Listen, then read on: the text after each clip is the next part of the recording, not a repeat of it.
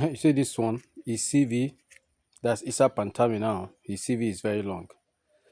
He openly declared that Al Qaeda founder Osama bin Laden was a superior Muslim to him, while also expressing support for the Taliban regime in Afghanistan. This was early 2000 when Osama was one of the world's most wanted men. This is the man Nigeria made a minister. If you remember under Buhari, Pantami was minister. He even preached that anyone who insults Prophet Muhammad deserves to die, even if they apologize and support capital punishment for Muslim converting to other faith. In 2004, audio of killing of students for blasphemy. Also, his leader drew international backlashes, and yet he became minister.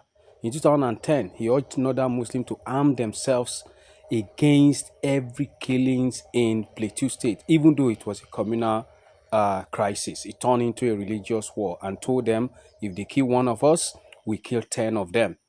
We have a leaked audio also of the same person attacking Goodluck Jonathan for extrajudicial killing of Boko Haram.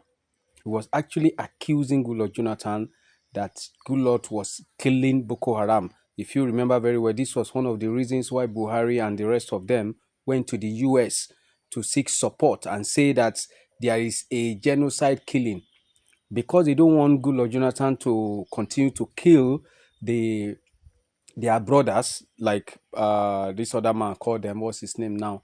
Gumi. You can say their brothers, their sons. Nigeria is a very funny country. Nigeria is a funny country. We are so funny that we we have a funny way of rewarding criminals. It's only in Nigeria that I've heard repentant headsmen. I mean, repentant terrorists. It's not unheard of. It is unheard of. I mean, you don't hear that anywhere in the world that there is I don't understand. I don't get it. I do not understand this country. Is it that when people get to the position of power in our country, their brain disappeared? And it's only in Nigeria you see people who are professor, who are doctor, who are degree holders, defending stupidity. Very, very stupid kind of defense. It does not make any sense. It doesn't make sense.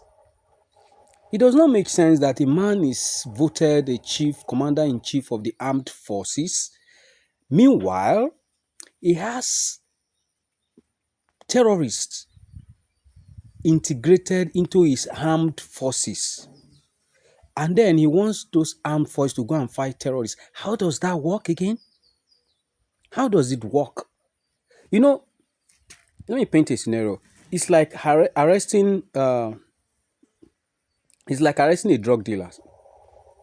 And then for one reason or the other, whatever the reason is that the Nigerian government is doing this thing, we don't know. But we know that the truth will surely surface one day. It cannot be hidden for too long. I know that. And all of us, we know that. And we are praying it happens sooner rather than later. Now, you can't arrest a drug dealer and say, okay, you know what? That drug dealer should come and be the chairman of your NDLA. And then you expect this same drug dealer, for whatever reason, to give you the hideout of the drug dealers, his mates. It cannot happen. It cannot happen. This is why there was no punishment for the crime committed. There was no punishment for the crimes committed. Rather, these people were paid. You pay these guys heavy money. It's on record. El Rufai paid these guys a lot of money. What do you think those money were used for? As far back as early 2000 to 2006, 2007? What do you think the money was used for? The money was used to settle these guys so that they can buy more arms.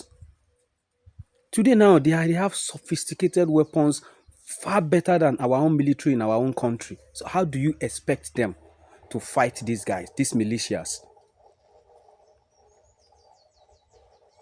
Look, God is not coming down to help Nigerians. Everybody knows that. Nigerians will rise up to help and save Nigeria. It's in our interest to save this country. It is in our interest, collective interest. Peace.